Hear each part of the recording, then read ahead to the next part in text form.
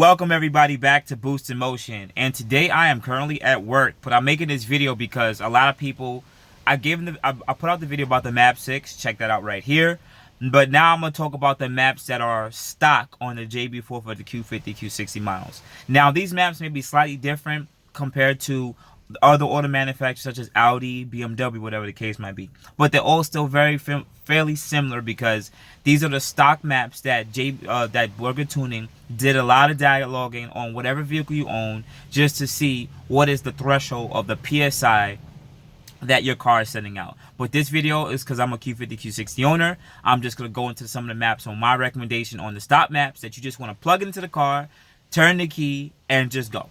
All right, so I have a Silver Sport 2018 Q50. Now that's the 300 Premium, 300 Lux, and 300 Silver Sport, right? Now, we're making about 300 horsepower stock. And from what Burger Tuning dialogue, you're making about 8 to 12 PSI from the ECU. The ECU is saying we need 12 PSI at 300 horsepower. Let's just leave it at that, right? Burger Tuning has a map 7. Map 7 allows 7 PSI above stock. Okay, guys? That's 7 PSI above stock. So if you're making 12, if you are making 12, which in most cases you won't, you'll make around 10, you'll be pushing about 17 PSI, right around mid-range. They're mapping, they usually taper off the PSI for high RPM. From what I'm learning, it's usually depending on fuel demand. Also, the ECU doesn't keep consistently putting out 10 PSI at higher RPM.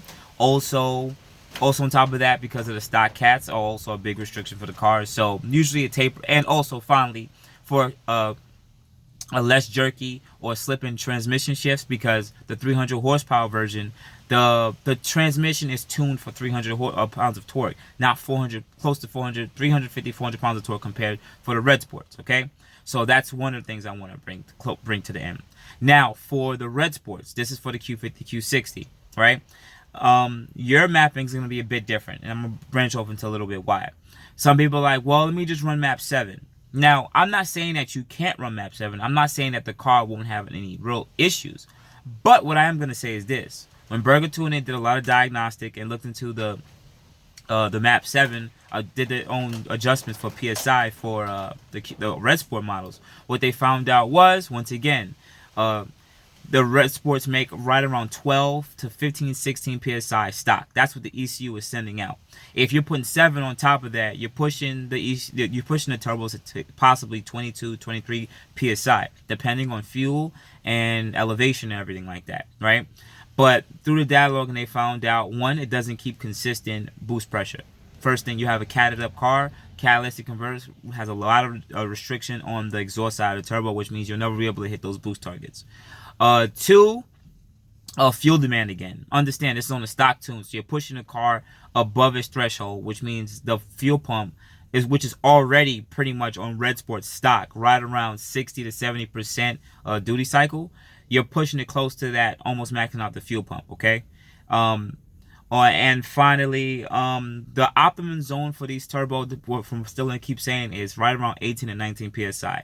Anything above that, you're bringing down the longevity of life of the turbos, and you can push yourself more and more to a catastrophic failure event. Not saying that it's going to happen. People are tuned above this on their own specific ECU tech tunes or whatever, or uprep tech tunes, but just for the stock car that's catted up, because Burger Tuning, they want to do everything on a stock car just to make it a bit more quicker. Plus 7 is too much, right? Even though it tapers off at the higher end, it's still a little bit too much. And understand that the transmission is only tuned for what the stock ECU wants to send out. So my recommendation on that map, I believe it's map 5, guys. Don't jump on me, don't kill me. I think it's map 5. I think that might be plus 6. So if it's not map 5, it might be map 3. Map 3, I believe, is plus 5 over stock. Correct me if I'm wrong, guys, in the bottom. But wherever it says plus 5, that's the map that I would recommend if you have red sport. Plug it in, boom, boom, boom. That's it. Leave it at that. That's if you don't want to get into tuning with that map 6. I'll put that card. You can check the card from. You can check my channel, or you can check the card here. Just look into more of a map on map 6 if you want to make a little bit more power. But if you just want to plug it in, have a bit more speed, and have fun with your car, these are the maps that I recommend. Okay, guys? So Otherwise than that, some of you guys might ask me about JB1. JB1's a little different, just plug and play. You got the USB, and I believe you can still do Bluetooth for it, but it doesn't have the data logging like the JB4 would have, and other parameters such as reading engine codes, and just a little bit of a boost by getting other little things about it. It's a little bit different. I don't know too much about the JB1 because I didn't have that. I never got to test it out. But this is just mainly for the JB4 with the Bluetooth connection or the USB connection. All right. So guys, I do appreciate you very much. This is a short video just recommending the maps for that, the best maps for your car, without getting into any real issues with the transmission or with fueling or anything like that. Oh yeah, and also before I bring this to a close, when you are for people who are in a colder climate, right? Understand that your ECU may send out even more boost pressure than what some people might experience. Reason being, through my own experiments, what I realized even with the car I have, the stock ECU, depending on the weather outside, when it's below 40 degrees, I've even seen the ECU send out 14 PSI. That's from the ECU. So if I'm rocking a map 7, that means I'm possibly pushing 21 PSI at a point in my RPM. So always data log and pay attention to this stuff. Check the card. I'll talk about data logging there.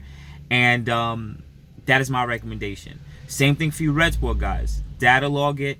When you're in a cooler temperature, your ECU might send out 18 PSI. I'm telling you, these cars are adaptive depending on the temperature outside, because, you know, turbos spin more quicker, more oxygen, more power. Car's gonna be running right and perfect, okay? And lastly, try to run premium fuel, guys. Stop rocking 87, 89 in your tank, okay? I know in California, you guys get 91, but everywhere else, just put 93 in your car. This is your first turbo car, guys. Put this proper gas in, because if you don't, it's not like an NA car or a 4-cylinder Civic where you can put in 87, the car drives the same. No, this is actually a high performance engine, and when they recommend 93, it's for a reason, because a 91 and 89 will make the car actually lose power. It is proven based on plenty of dynos on all different makes and models that for turbo cars, if you go down to a lower grade of gas, you will lose power. That is really a thing, okay guys? So appreciate y'all very much. If you're new to the channel, please hit the subscribe and the little bell. Do appreciate y'all very much. Go check out my other videos. If you guys want to put coilovers on, I got a video on that. I got a video on sway bars. I got a video on strut bars.